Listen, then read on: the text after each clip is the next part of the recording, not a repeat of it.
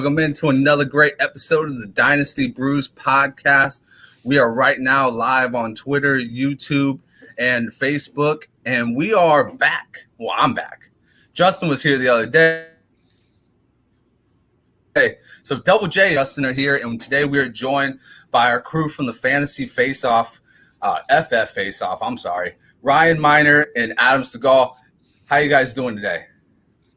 Great. Good, man. How are you? Good, good. I should have done that a little bit better. I should have just asked, hey, Ryan, how you doing today, man? Oh, yeah. Long time no see, right? Yeah, I know, right? We weren't just on an auction podcast. But, yeah, I want to say thank you for coming on. Two guys that know the NFC North well, one being a Lions fan, one being a Packers fan, so you guys can see it from two different sides of the board. But, yeah, I mean, it's this you okay over there? Oh, I'm doing good.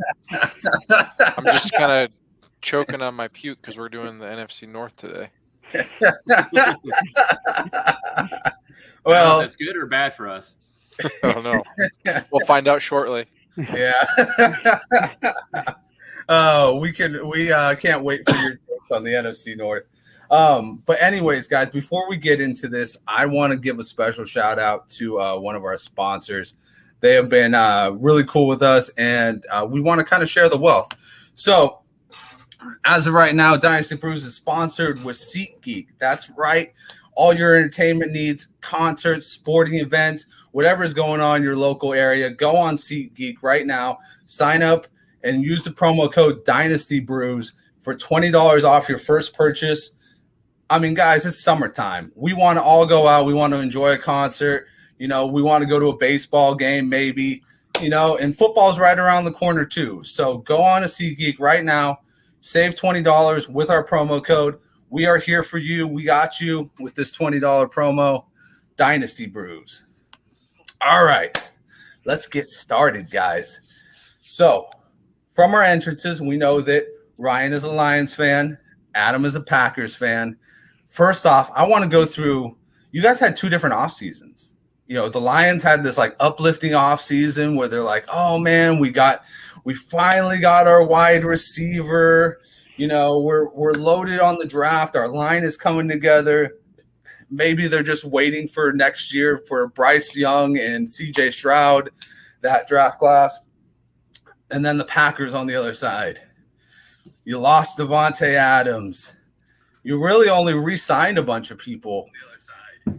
I mean, Adam, you've been dominating this division for a long time.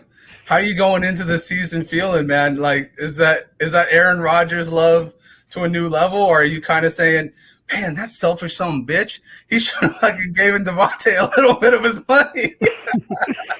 You know, I'm actually pretty optimistic about this season. They've revamped the defense. I think the Packers probably have easily in the top 10 defense. I'm super excited to see their new draft picks, Devonta Wyatt and Quay Walker, which was a surprise pick for me. I did not expect the Packers to pick Walker in the first round, but super excited for what they can do. And yeah, it sucks losing Adams. I mean, it was heartbreak. You know, arguably one of, if not the best receiver in the NFL.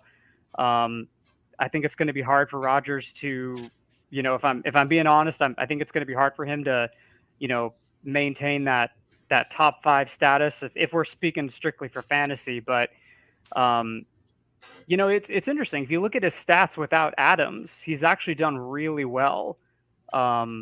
But you know, he's older, he's getting up there in age. But yeah, I think it's going to be hard for him to replicate the season he had last year for sure, offensively. Yeah, how are you? Here's a question for you. A lot of people are up and down about it. How are you feeling about Christian Watson going into this year? I mean, I haven't followed him much in camp. And, you know, little things I've been hearing is that he's been kind of dropping some passes here and there. You know, obviously, second-round pick. Some people thought he could have been a back-end first-round pick. It's a lot of capital to invest in a guy, and you're giving him, you know, this option of having 167-plus targets. Obviously, it's not going to go straight to him, but obviously you need to fill that void somehow. and he's going to be some way figured into the plan. So how are you looking at, kind of this receiver room with Lazard, finally signing his tender, and Watson getting into camp and maybe having a couple of drop issues right now? Well, Jamar Chase had drop issues last year, and so obviously Watson's going to be the next Jamar Chase. I mean, it's a given, just a given. So the ball was different. Yeah, exactly. I mean, I think it's been said before. I think Aaron Jones is going to be a huge target monster for this team. He's going to be huge in PPR for your fantasy drafts. But I think we need to still remember they still have Amari Rodgers, they still have Randall Cobb. Sammy Watkins is there. Lazard is pretty much a glorified tight end. I think we're going to see Rodgers spread the ball around more this season than we have ever in the past. He loves to utilize his tight ends. I'm not expecting a huge season out of Watson. Everyone's been saying that, Lazard, he's going to be the number one receiver. He's, you can book him for 1,000 yards and, 7 or 8 touchdowns. Even when Adams was out, he's never eclipsed more than I think like 550 yards in a single season. So I don't know. I just don't see it for Lazard. I don't think he's going to be 1,000-yard receiver this year. I'm just being realistic. I think we're just going to see Rodgers spread the ball around more. And I think they're going to lean heavily on the run game and dumping off to Jones and AJ Dillon out of the backfield a ton. Yeah. What about Robert? What about Mr. Tunyon? Well, he's coming up. Yeah, I mean, he's coming off an ACL injury, so I don't think he's even going to be. I don't think he's even going to be around to start. The first couple of weeks of the season. It's possible. I mean, if he goes on the PUP, he's going to be out for 6 weeks or something. I don't know if that's going to be the case, but they still have Josiah DeGuara, Mercedes Lewis at tight end. But like I said, I think we're just going to see Rodgers spread the ball around. I don't think we're going to see him slinging it 40 times a game. We may not even see him throwing it 35 times a game. He might get down in the upper 20s, low 30s. Yeah, I think that it may be time to retire Mercedes Lewis to the garage and just kind of remember the good old days with him. But anyways, guys, before we get started on this journey that we're going to do for the next hour, I want to say cheers to you guys. Thank you for coming on. If you got something to drink, hold it up. And so I made a slideshow for everybody, and we're kind of just going to go over the entire team, kind of see where you guys are feeling about these players, mostly the fantasy players. And yeah, just kind of, go through the list. So I got Detroit started off for Ryan. We got DJ Chark, Deshaun Elliott, Jared Davis being their main offseason non-draft additions. I had subtractions of Trey Flowers and Jalen Reeves-Maybin. Then we have on the draft side, they got Aiden Hutchinson, Jamison Williams, Kirby Joseph, James Mitchell, tight end, Malcolm Rodriguez, James Houston, and Chase Lucas. You're looking at it from here. There's a lot of potential with this team. I mean, I look at Aiden Hutchinson. They finally have somebody to click in with that defense, somebody who's kind of got that, real knee biter attitude, somebody who's going to be in the face of an offensive lineman 24/7. It's got that motor. Really kind of a guy who I look at, maybe if he doesn't get enough sacks, he'll still get pressures and he'll still rush the quarterback, which is going to be essential when you're dealing with Kirk Cousins, when you're dealing with Aaron Rodgers, and when you're dealing with Justin Fields. Jamison Williams obviously is a guy who might end up on the PUP himself. He's looking at maybe 6 to 8 weeks being out. Obviously, the Lions have said the game plan is not to rush him. I mean, we're not really rushing for anything. So hopefully he comes back to full health. He says that he's a different type of player. You look at the tape, he kind of does feel like a different type of player. So maybe that brings it to, maybe Jared Goff can take his game up a little bit. Or maybe, like I said before, maybe they're playing it out for the long game and they're trying to get their quarterback of the future next year. I liked Kirby Joseph coming out. He's a good safety. I think he'll probably end up being a backup for right now, but he's definitely somebody that's a good play in the future. And then Mitchell's the last guy I wanted to touch on, just because Hawk, I believe, is entering the 5th year of his contract. So obviously there's some wiggle room if Hawk doesn't really perform there. What are you guys looking at? And I'll pass this to Justin first. Ryan, I'll save you for last since you're the Detroit Lions guy. Justin, what are you thinking about this Detroit offseason, and where do you like place in all these players? Like, are you thinking DeAndre Swift is going to be an RB1? Do you think Goff is a value? Just give me your kind of overall feel about Detroit Lion players in fantasy. I mean, in Superflex, I do think that Goff is somewhat of a value. I'm not, he's obviously going to be your QB2. In terms of points per game, he averaged 14 points per game. So he finished right in that, lower end of the scale. So he does fit that QB2 mold. And, he's being drafted at, probably after, I think, the 13th round. So he's kind of a value in startups. He's an easy trade target. He'll probably get you about 14 points a game. So I like that. I love Swift. I think Swift has the potential with his receptions, if he can stay healthy, to finish at the top end again. It's all going to come down to health for him. So it's kind of a bummer. I thought they were going to land Deebo Samuel when that trade was happening. I think we exchanged some tweets on Twitter before the draft. There was some real interest there. So I really thought that Deebo made a lot of sense for the Lions. So overall, I think this offense is kind of a value. It's not like Seattle where you're trying to avoid them completely. They're kind of under the radar, got a really good tight end in Hawk. They got their rookie receiver, and then they got DJ Shark, who that's the one guy I'm going to avoid, I would say. But, I like what they did in the draft. I like Jamison Williams. I like DeAndre Swift. I like Hawkinson. Kind of all feels like a value, and I think we're just kind of holding Goff to the Jeff Fisher standard instead of kind of where he's finished the last couple of years. That's fair enough. I mean, Jared Goff kind of did tease us for a little bit, making us think that he could actually throw 30 touchdowns and have a good year outside of a, Super Bowl contending system. So, but I mean, I still think he's got the opportunity there.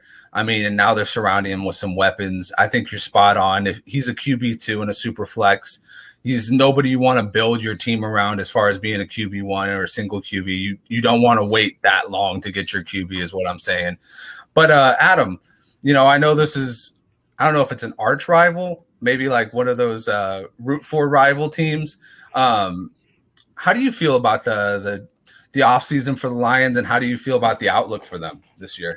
I really love what the Lions did this offseason. I was actually hoping that the Packers were going to draft Jamison Williams. Even with his injury, I think he was probably the best receiver in the draft. And especially with the loss of Marquez Valdes-Scantling, the Packers really need someone who can kind of fill that down the field stretching void. And yeah, just sort of bouncing off what Justin was saying. I love Goff in Superflex as your Superflex option. I don't have my AAV sheet in front of me, but I think Goff in our auctions has been going for $1, maybe $2 at the very most. And if he can give you in fantasy in a Superflex league, if he can give you 15, 16 points a game, I'll take that every day for $1 in my auction league. Love Swift, love him. Like Justin, I think he's got unlimited potential in PPR. Ryan did make a good point in our auction show, though. You typically like to have running backs that are tied to offenses that are going to score a lot of touchdowns, and that's kind of my only concern with the Lions.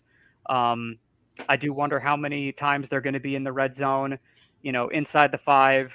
But I do think that Swift offers great value in PPR. He's definitely a first-round talent in snakes. Would you feel better? I know Herrera's answer to this. Would you feel better if they traded for Jimmy Garoppolo to end training camp? Me? Would you take Garoppolo or would you take Jared Goff as the starting? Would you feel any better with one or the other if they took over this offense? No, I don't think so, to be honest. I think I'm perfectly fine with Goff as the quarterback for the Lions and from a fantasy perspective. That's an interesting idea. I mean, who knows if they'll go that route? Yeah. Cap probably makes it impossible, but you never know what they'll do with Jimmy G. Yeah. Yeah. At this point, I think that Jimmy G is most likely going to get released, even though it's kind of hard to say that because I know Seattle's ready to take him and try and put them in their system and be like, hey, tell us all your secrets about the 49ers. The reason why I think Jimmy Garoppolo makes a lot of sense there, though, is that this team has a lot of talent. And if Goff can't get it done, they're going to want a veteran in there backing up Jared Goff, I would believe, unless they think they're going to get, the first overall pick. I mean, Ryan's the fan, so he'll probably steer me straight on what he's thinking. But I just think that this offense has so many pieces that I would not feel comfortable going into the season without a veteran behind him without Goff. Whoa. Tim Boyle is a veteran. TB12. David Blau is a veteran.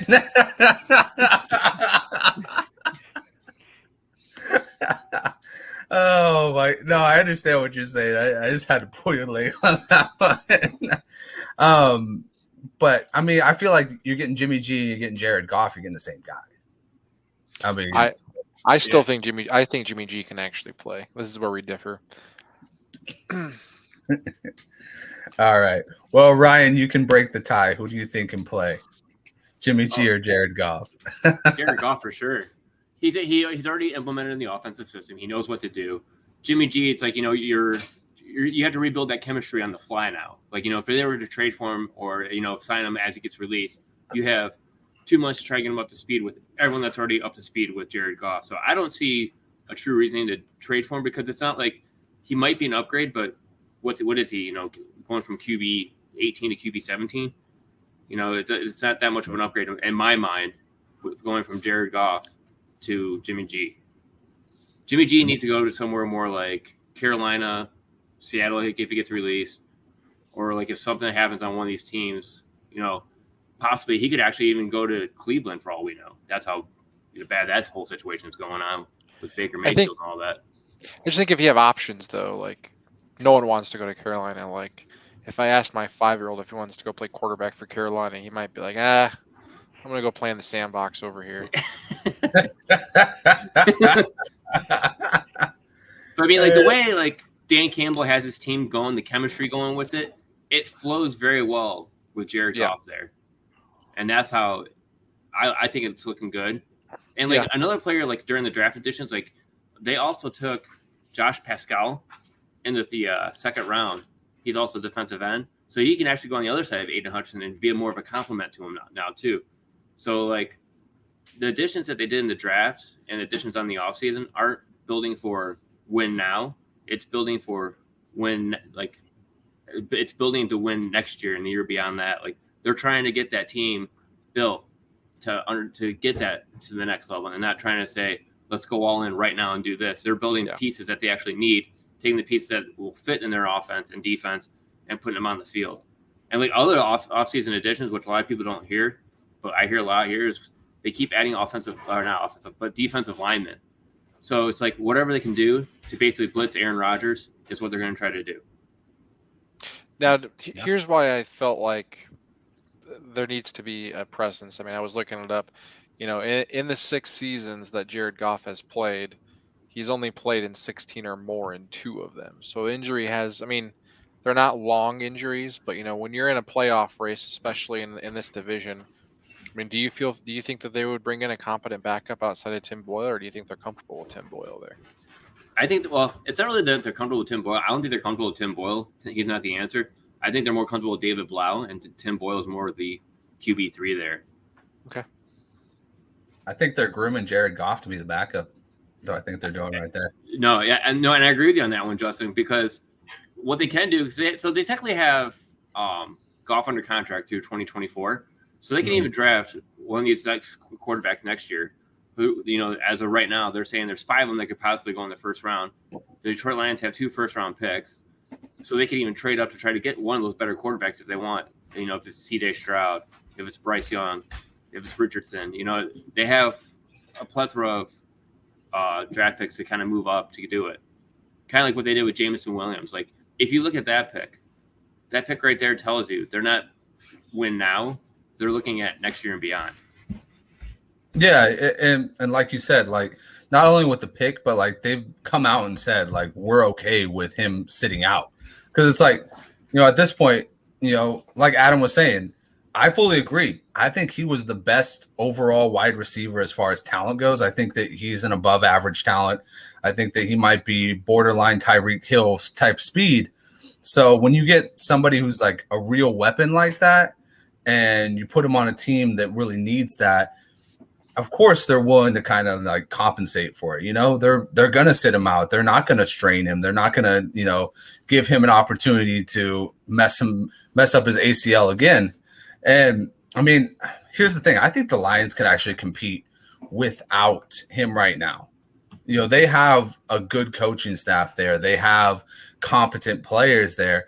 DeAndre Swift can, like you guys were saying, can absolutely open up and be like a storm that hits the NFL with his ability as a pass catcher and as a rusher. So, you know, it's one of those things where the Lions, they're probably going to end up, like I said, 7-10, but it's going to be a really strong, really progressive 7-10 where people are getting the feeling like there's going to be kind of a changing of the tide.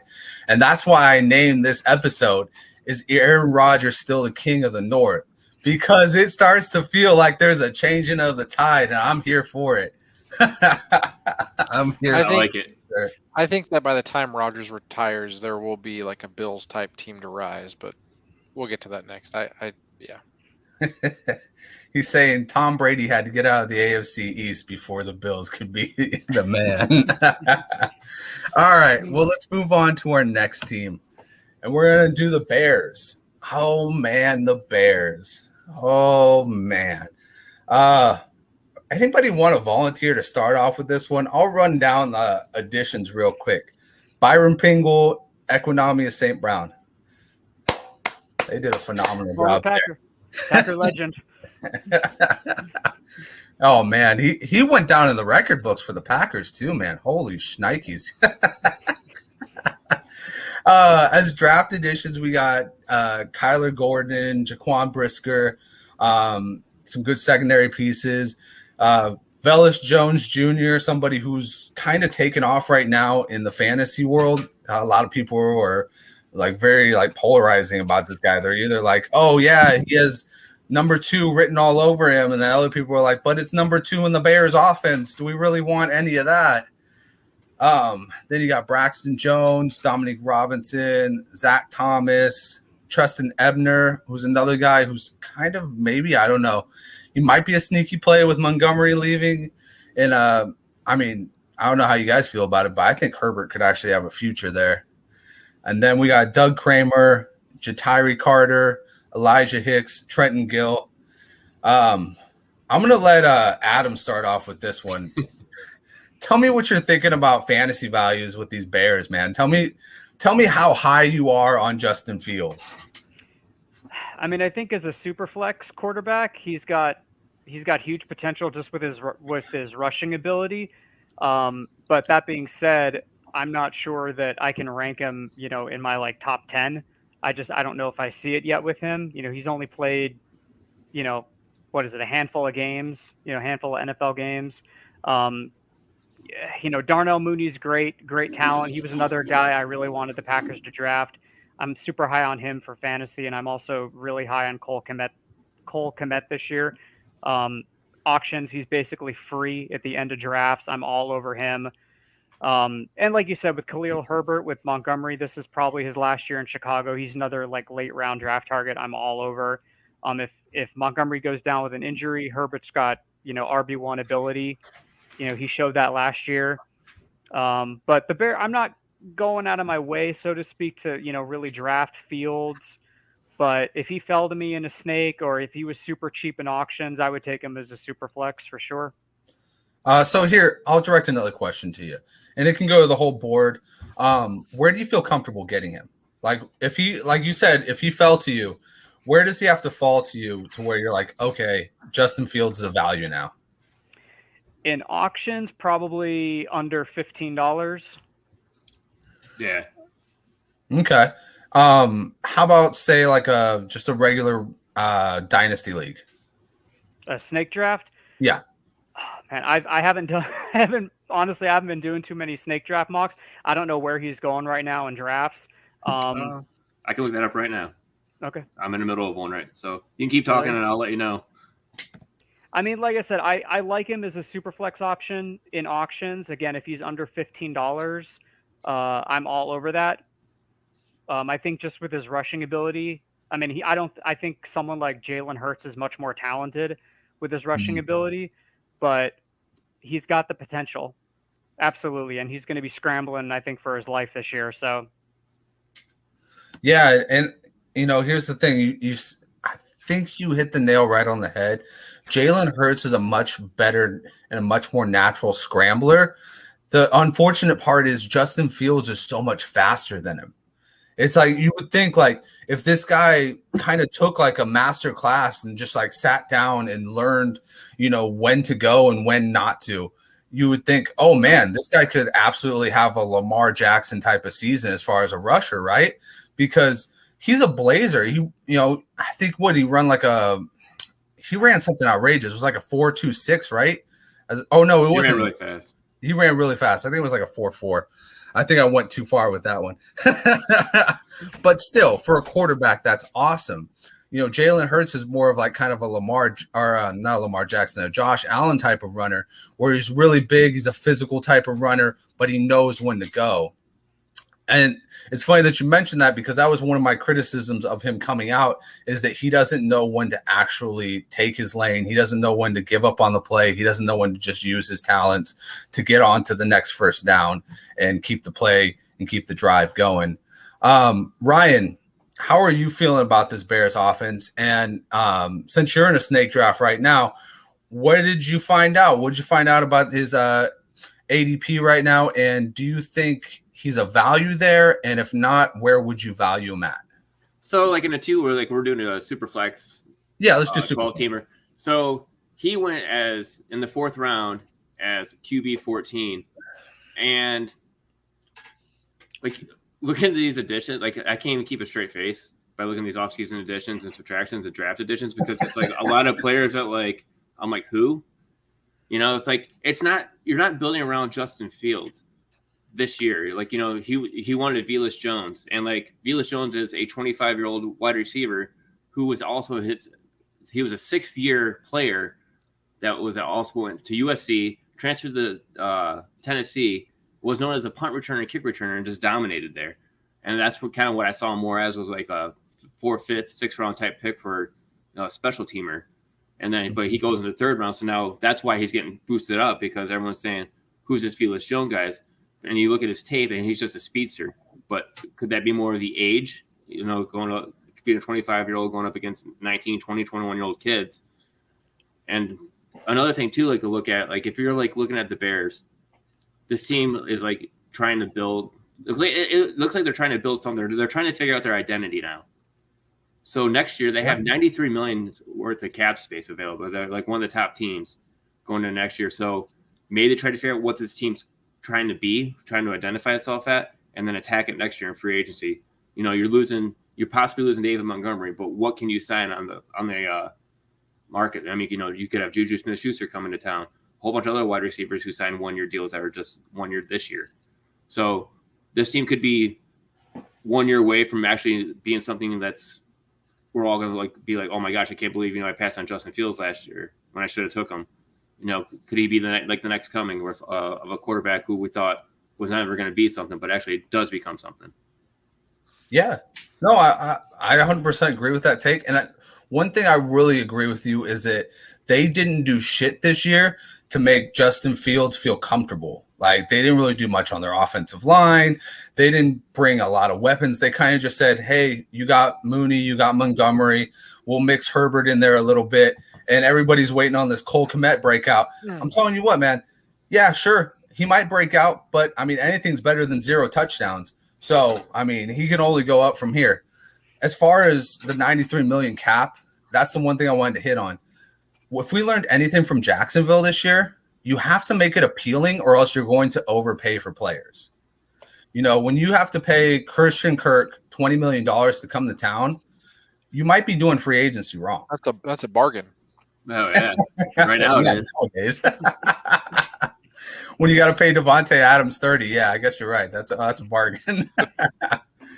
But that's kind of my point is that when they have draft capital to go out and get like some good talent and to build around this offense, and they totally just floundered it to go and try and do good on defense, but at the same time you're appealing to players to come and play for you. And if Justin Fields is I mean, if he doesn't even want to play for them by year 3, who's going to want to come and play with, whoever the quarterback is then? So I'm going to pass this to Justin. Tell me how you're feeling about this one. And I want to add real quick on this. Justin Fields is going 16 in ECR. Going around him is Derek Carr, Kirk Cousins, Tua, and Deshaun Watson. Now you're talking about Dynasty. He's going where? That's an ECR, Fantasy Pros ECR right now. Gotcha. I feel like I see him going a lot in the second round in Superflex startups, so that's about right. Here's the deal. I was trying to compare his season. I'm on the record. I'm not a big Justin Fields fan. So he finished the season 42nd on a points per game basis. Not great. So then I was like, all right, is there any success stories around that range? People are paying the price, a second round pick, hoping he becomes Lamar Jackson. In 2018, Lamar Jackson averaged 9.8 points a game. Following season, he led the league at 27.7. But Lamar Jackson in no way was going in the second round, when those seasons were starting. So I just feel like you could be the biggest Justin Fields fan, but there's no way you can justify spending a second round pick on the guy in a startup draft. There's just no way you can justify that to me.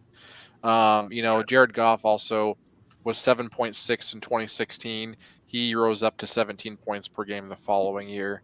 And Mitchell, you generally have seen progression when rolling through these stats, but the only one that rose above 16 or above 17 points per game was really Lamar Jackson, historically speaking. And so the best you're looking at is like QB 13 to QB 15, but you're still paying a second round startup pick. So it's just not worth the investment to me. Yeah. And I got a quick question for you, Ryan. Since you're in your draft right now, where did Trey Lance and Zach Wilson go? Zach Wilson went after. Okay. He was essentially the next pick. Yeah, he was. He was the next pick after Justin Fields. Zach Wilson. It went Zach Wilson, Derek Carr, and Tua. So it's almost basically like the same way the ECR rankings are in a way, Right. Kind of flip flop. But yeah, like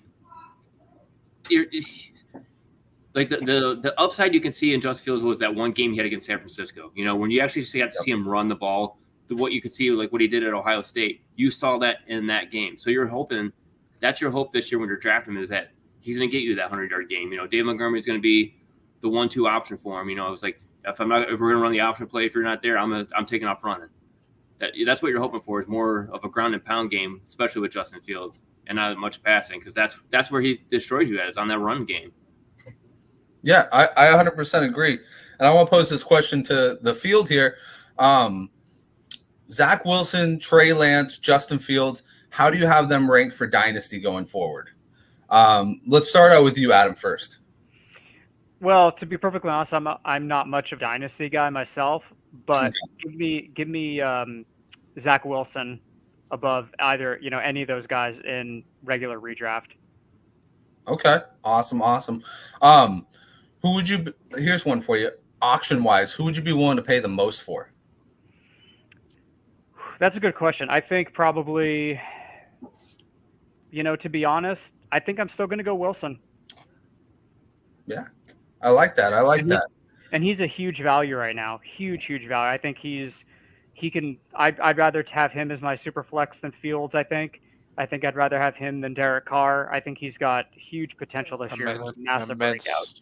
Immense upside. Yep. I agree with you. He actually real quick, he actually had more rushing yards than you would think. I know he had like one big game where he ran for something like 100 yards or whatnot, but he actually had more rushing yards. And I apologize, I don't have the list in front of me, but he had more rushing yards than a couple of guys. I think he even had more rushing yards than like Russell Wilson for the year, which was surprising. Yeah, he was very underrated coming out of college. I actually noted that on my film notes last year, and I kind of said everyone at the time was kind of hyping up Justin Fields because of his 40 time, and I've been record. I was like, dude, Zach Wilson's not Justin Fields, but he's sneaky athletic. Like he will get you probably a couple 100 yards every season, which adds up to maybe you go from QB 15 up to QB 10 because of that. Like it does make a difference. Yeah. And I like the comparison of Russell Wilson to Zach Wilson because that's kind of more Zach Wilson's game. He's more of an elusive, get outside the pocket, try and make something happen, and last minute if I have to run the ball, rather than just be a straight up runner. Where I think Justin Fields has the potential to be a straight up like Lamar-esque runner. But I'll pass this to you, Justin. I think I already know the answer with you. So what were the 3 quarterbacks? Yeah, it was who do you value more in Dynasty right now? Trey Lance, Zach Wilson, or Justin Fields? And I just want to throw this out here. ECR has Zach Wilson at 23, Justin Fields at 16, and Trey Lance right now at 13. Okay.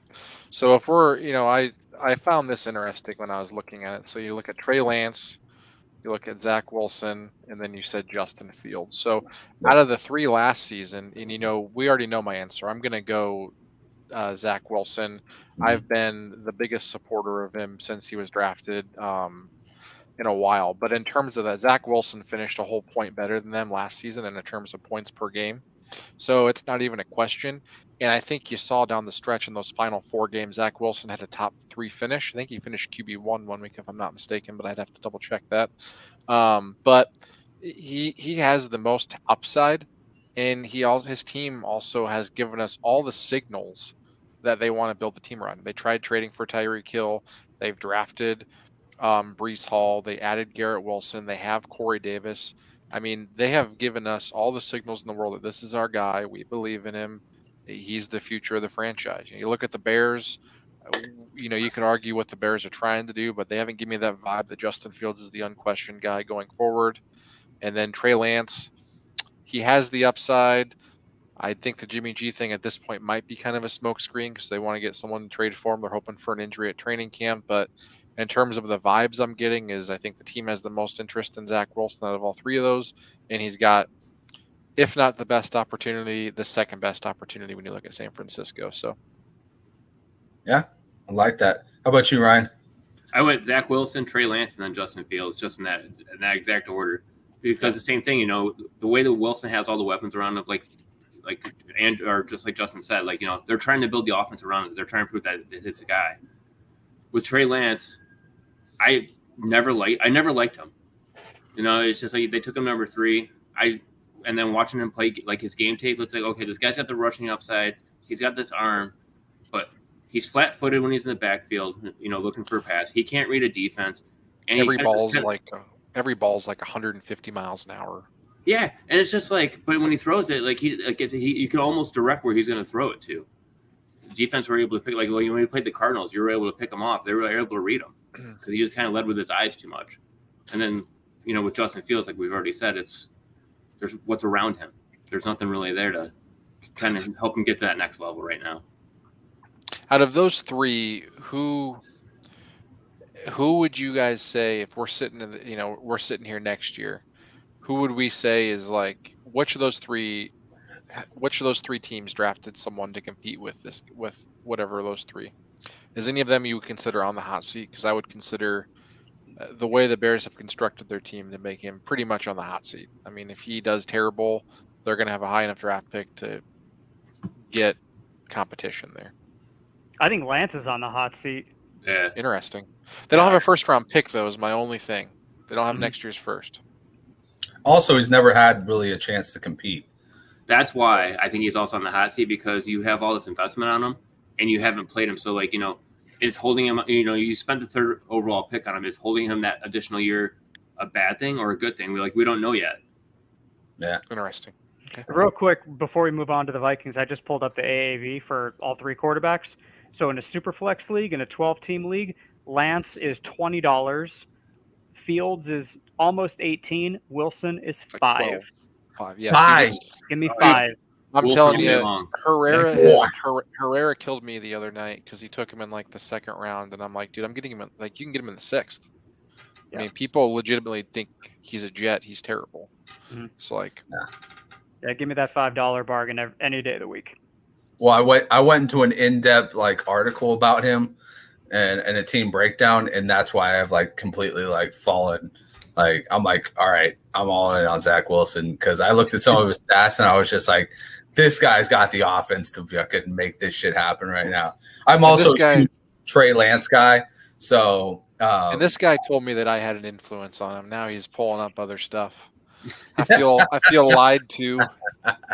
Well, it's a mixture. It's a mixture. Yeah, I had to see it for myself too. But yeah, I mean, I think that if anybody's on the hot seat, it's definitely Fields.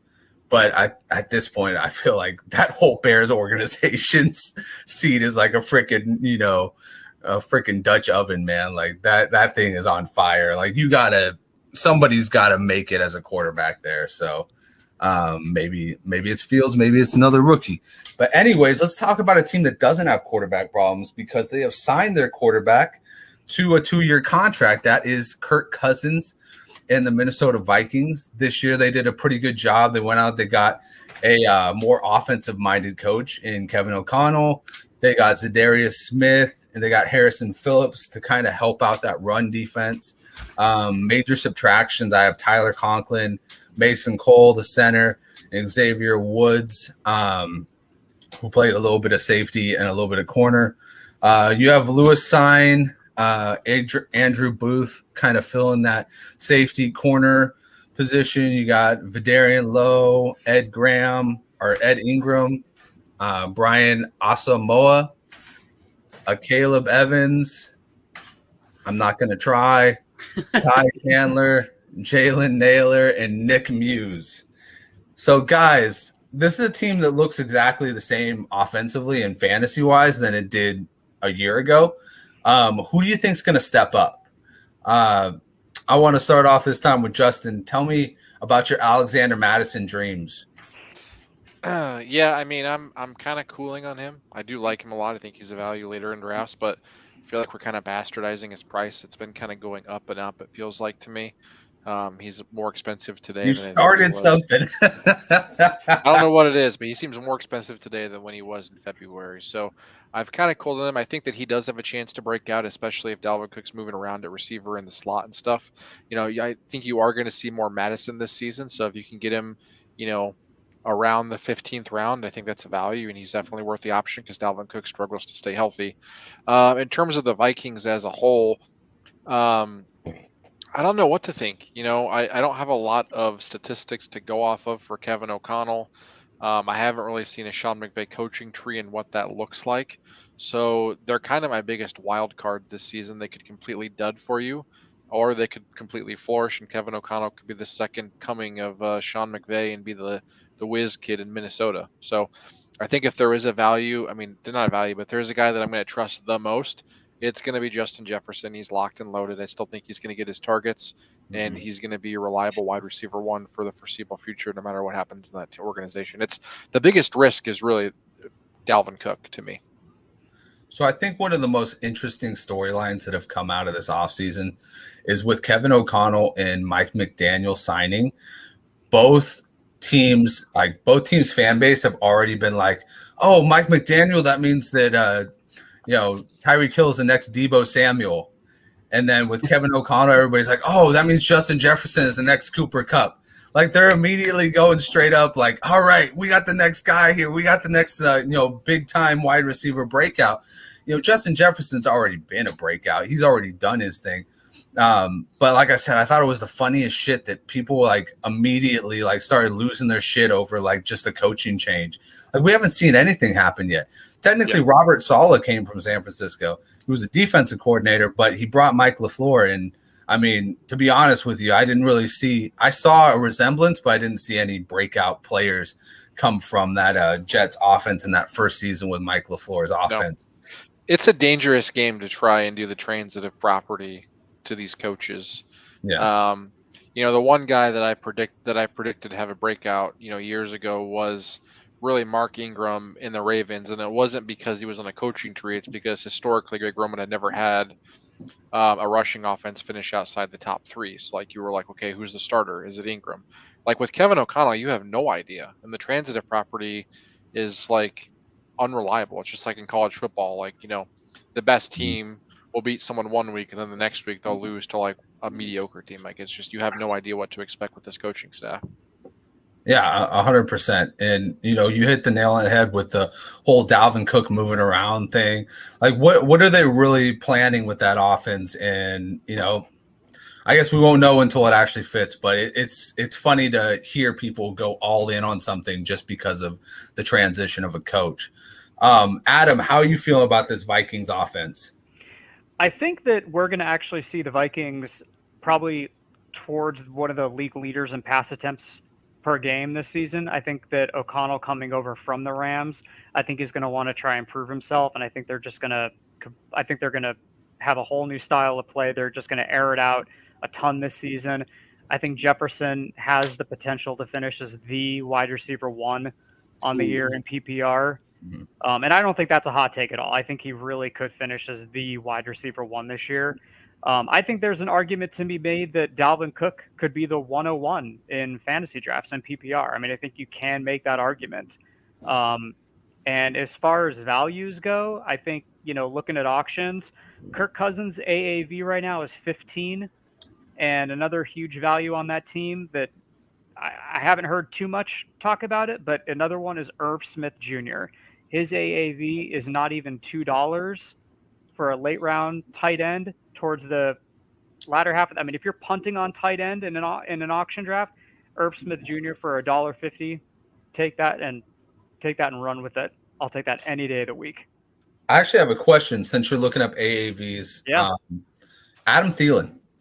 Oh my God. Oh, good I was question. hoping that was going to make it to me because I was like, that's one person no one's talking about. Yeah, I think let me pull it up here right now. I think if I'm not mistaken, he's like $8, like super cheap. But let me go through and check the next page. And Madison, we were talking about him the other day or the other couple minutes ago. He's only $1. I know that for certain. So you can get him. Let's see, Thielen. Does that tend to be like a standard? Because I'm just getting into auction leagues. Does that tend to be a standard for most like backup running backs? Is that they're tend to be in that single digit range? I mean, maybe like a Kareem Hunt has like $10 to his name, but like say somebody like him Hunt and Tony Pollard seem to be the most expensive backups in auctions. Thielen right now, his AAV is $9. That's a steal. Yeah. Steal. I mean, he's going to be, I think, 33 when the season starts. So, he could be coming towards that cliff. But if you could get him for $9 in an auction, what he did last year, that's a great value. Yeah, 24 touchdowns in the past 2 years. He's been on an impressive climb. But like you said, 33. I know I don't want to bogart Ryan's time here, but you said that you think the Vikings will finish, top of the league in attempts. Do you think Cousins can handle that kind of pressure? Because he tends to kind of flounder when the load gets to be on his shoulders, I feel like. Yeah, I mean, I think it's a good question. I think their offense is going to be much more pass oriented this year. I think they're really going to just try to air it out as much as they can. I think they're still going to run a lot with Cook, and they do have a great offensive line. But it wouldn't surprise me at all to see them be one of the league leaders in pass attempts per game. So, unbiased opinion, do you think that the Vikings have a very solid shot of taking the North? Yeah, I mean, like I said, with the Packers, I think we're definitely going to see a little bit of offensive regression. I absolutely think it's possible. Okay, all right. Got a Green Bay Packers fan to admit that the Vikings might win. No, I'm just kidding. Ryan, give us your take on this offense. Adam Thielen. When no one's talking about him, and just like Adam said, he's going as a value in auction, and they're like doing all these dynasty drafts. He's fallen. It's like you guys are like everyone's all about T. Higgins right now. He's the number 2 to chase. But look what Thielen's been doing with Jefferson as the one. He's been a solid, backhand wide receiver one himself over the last 12 weeks before he got injured last season. And he's also was a wide receiver 1, wide receiver 2 the year before. So who says he can't do it again? That's what I don't like. Like that's an ultimate value. Like I like to try to get every draft I'm going into. Like he's on my list of players I circle. Like one of those get your guys type of list, and he's one that I'm always aiming to get. Yeah, my biggest concern with him is the 10 touchdowns. You saw his, last season had his second lowest output in terms of total yards. So my reservations come as can he repeat that 10 touchdowns? And was the dip in yardage for a certain reason. I mean, his, the first couple seasons, the first like 5 or 6 seasons, played 16 games, all 16 games. Then the last 3 he's played 10, 15, and 13. So I have reservations about his health, and if last season was kind of a mirage with the touchdowns is my concern. Well, as where he's going right now too, he's like a wide receiver 3, wide receiver 4. So it's not like you're really like spending too much value on him either. Yeah. He's actually almost like a bench piece for you. Yeah, true. Yeah. Well, I think that, he's done it twice now. He's done back-to-back years of double-digit touchdowns. And I think really what people have been, what the Vikings have been doing is they've been using Justin Jefferson and having him get double covered in the red zone. And then on the other side, you have a legit guy who's been a wide receiver 1 in his career ready to catch a touchdown. I would be interested to see what his red zone attempts have been, like his red zone targets have been from year to year, because I have a feeling these past couple years have gone up significantly. Yeah. And if Thielen happens to get injured or goes down, KJ Osborne, huge value in drafts. Like he could be one that could really, really come alive for you if Thielen goes down. He's pretty talented. I like him. Yeah, and I like Irv Smith. I like the Irv Smith take because. Oh, yeah. Like you said, like $2, that is so goddamn cheap for a guy who is ridiculously athletic and was figured in to be a big part of the offense last year. You know what's interesting, though, before we move on, just one quick stat that I'm fascinated by as I look through it. I have like a spreadsheet with all the historical stats. He only has 2 seasons above 10.2 fantasy points per game, which is actually super interesting to me. Who's that, Thielen or? Thielen, yeah, in a PPR league. Okay, huh. That is interesting. He just started to get going with the touchdowns. Before he was just an all yardage and reception guy. So let's finish this out with Adam's favorite team, Green Bay Packers. That's right, Adam. I'll save you for last. I'll let the fire start to stoke itself. We have DeAndre Campbell. Like I said, it was a big year of re-signings, right? DeAndre Campbell's back. Preston Smith's back. They lost to Darius Smith, so it's kind of crucial to get your middle linebacker, Preston Smith, back. Robert Tonyan, Big Bob Tunion's back. They lost MVS. They lost Billy Turner, guard. Drafted Quay Walker. Brought in Devontae Wyatt as well, 2 Georgia guys. Christian Watson comes in. Romeo Dubes is a guy I'm actually looking forward to seeing play because I think he can be a game changer a year or 2 down the line. But guys, first off, let's start with Ryan. Walk me through your division rivals roster here. What do you think the Packers can do with 2-time MVP, 2-time defending MVP Aaron Rodgers behind the helm and kind of a younger offense, a younger, inexperienced offense? I think they're going to have a nice 1-2 punch with Aaron Jones and A.J. Dillon going. I think they're almost kind of trying to shift this offense because you don't know how many more years of true elite Aaron Rodgers you have. And you kind of look at like Christian Watson, he's very good at run blocking. He can catch the ball, but North Dakota State, he was known for his run blocking stats. That's what he was really good at. And then Romeo Doubs, he's very raw, but he's very fast. So it's almost like that junior MVS type look player that they're trying to get out of him. Mm. And then with Allen Lazard, it's like Adam said, it's more he's not going to be that 1,000-yard receiver. So I kind of see more of a balanced approach where it's going to be everyone's going to kind of get their share of passes, but I don't think anyone's really going to break. Maybe 800 yards might not be broken by anyone outside of possibly Aaron Jones. I could see that guy, him getting 80, 90 receptions alone. Because he could be lining up in the slot, line up as flanker almost in a way, and just kind of do dump offs real quick with A.J. Dillon on the field too. It could be that type of 1-2 punch. You never know who's going to be getting the ball.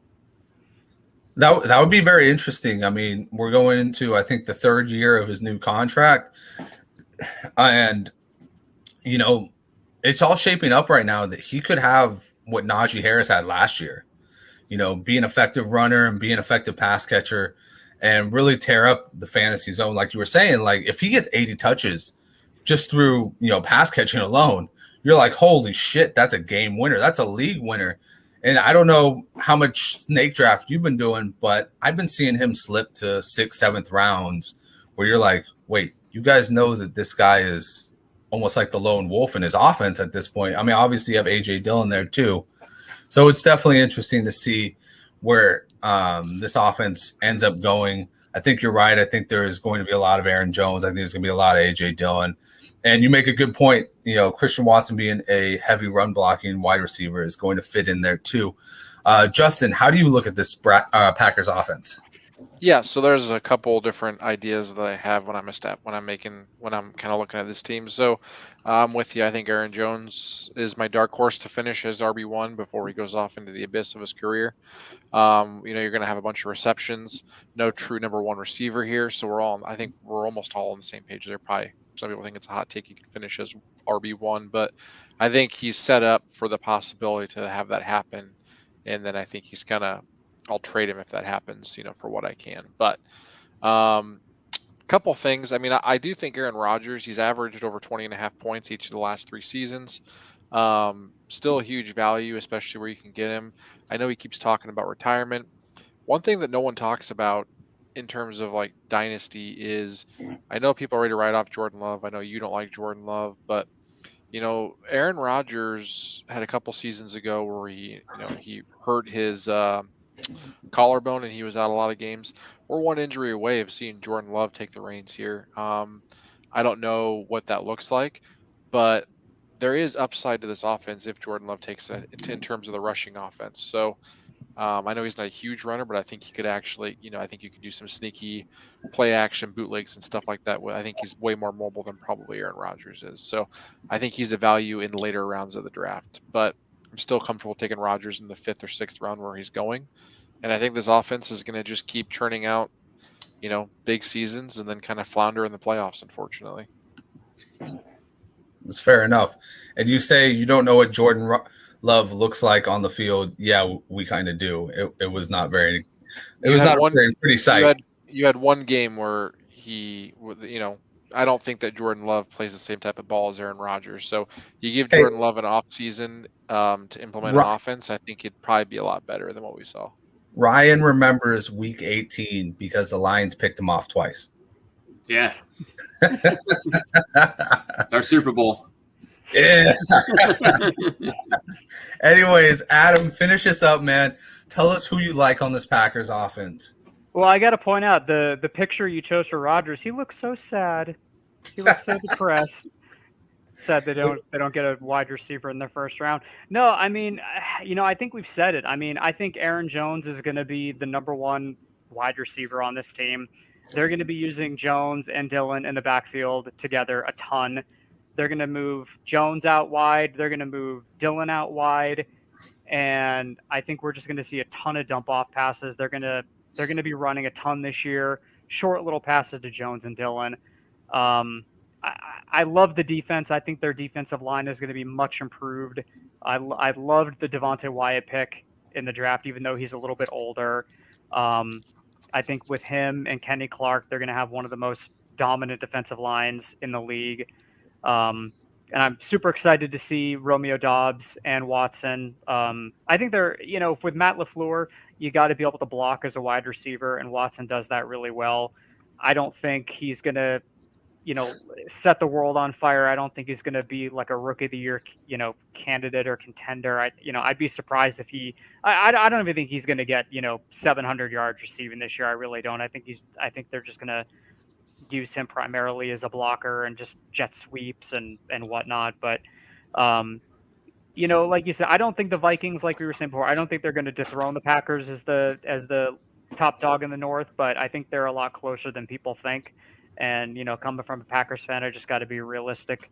But, yeah, man, I mean, it sucked to lose Devontae Adams. I mean, that was a heartbreak, but, he went to Las Vegas, and they just got to kind of piecemeal it together. But there's still some really good wide receivers out there in free agency. I mean, I would love to see them signed, like maybe Will Fuller is that deep, that deep field stretch threat. Yeah, I think that the top receiver on this team is not currently on the roster, if I had to guess. Yeah. In terms of who I think finishes with the most yards. What is your interpretation as a fan? I mean, Herrera thinks that Jordan Love is completely unredeemable. I mean, Are you out on him, or do you think there's a world where you give him an off season to kind of implement an offense for him? Is there use for him in the future? He's at 3. Yeah, I mean, I'm excited to kind of see what he can do long term. You know, as Packer fans, we're all, you know, every draft that rolls around, we're always like, oh, you know, would Jordan Love be the best quarterback in this year's draft? You know, where would he rank? You know, you know, when they drafted him, I mean, I pretty much fell out of my chair. I mean, I don't think anyone was expecting that pick at all. But I think I mean, that was his worst season, but yeah, it was still a shocker. It wasn't they just drafted him either. They traded up to get him too. Yeah, exactly. Exactly. Yeah. I honestly think they felt like Rodgers was gone and they just had to trade up for him. I think they felt like they weren't going to be able to re-sign him or he was going to demand a trade, and they felt they just had to trade up for him. It's unfortunate, but you know, I think he's more athletic than people give him credit for. I would like to see him on the field a little bit more just to kind of see what he can do. But every year we're like, okay, is he gonna get traded? Is he gonna be the backup this year? You know, he's been around for a couple of years now, and we haven't really seen a whole lot, so it still is kind of a mystery. It feels like a scheme thing more than he can't play thing. Now, is he ever going to be a superstar? I don't know, but I don't think from what we've seen that you can solely blame him for the woes. Especially that Kansas City game. That was, ugh. Yeah, I mean, and you know, Rodgers, if you look back at his, you know, rookie year, even his second year as a starter, he did not look good. And I'm not saying Jordan Love is the next incarnation of Aaron Rodgers, but Aaron Rodgers, his first year or two in the league, he did not look good at all. Yeah. So my biggest problem with him is first full season as a starter, Aaron Rodgers. Well, I guess never mind. He was 18 points per game, but when he played his first 2 game seasons where he played 2 games or more, half fantasy point per game and 7.8 fantasy points per game. Yeah. So you're saying there's a chance. Yeah, I mean, Rodgers had, you know, he had like Greg Jennings and Donald Driver, and you know, he had a great receiving core, and it's just been depleted year after year, and especially now with Adams being gone. But I'm excited to see him spread the ball around a lot. I think they're gonna use Jones and Dillon a ton, and like you said, Justin, it wouldn't surprise me at all if Jones was right up there as the, you know, RB1 or 2 at the end of the year. Yeah. He's going to get probably 80, 90 targets easy. Him and Saquon are my dark horses, but I lean Jones because I have data going back to 2002, and I believe Priest Holmes is the only running back to ever finish as an RB1 more than once. So Saquon has done that. Aaron Jones has not. So I lean Aaron Jones. Nice. Oh, how we forget about Sammy Watkins too? Sammy Watkins. Yeah. That's the Lizard King to you, Ryan? Yeah. Yes. That's Lazard, the Lizard King. Lizard King, the Lizard King on the same team. Well, guys, that was another great episode of Dynasty Brews podcast. As always, I want to thank my guests, Adam, Ryan. Tell the fans where they can find you, on Twitter, and where they can find all your great work. Let's start off with you first, Ryan. You can find me on Twitter at RyanMiner_FFB. You can find all my work at fffaceoff.com. Awesome. And go ahead, Adam. Yeah, you can follow me on Twitter at alwaysauctions, and I work alongside Ryan at FFfaceoff, so you can find us both there. Beautiful, beautiful. And next week we will be doing the AFC North, so it's going to get a little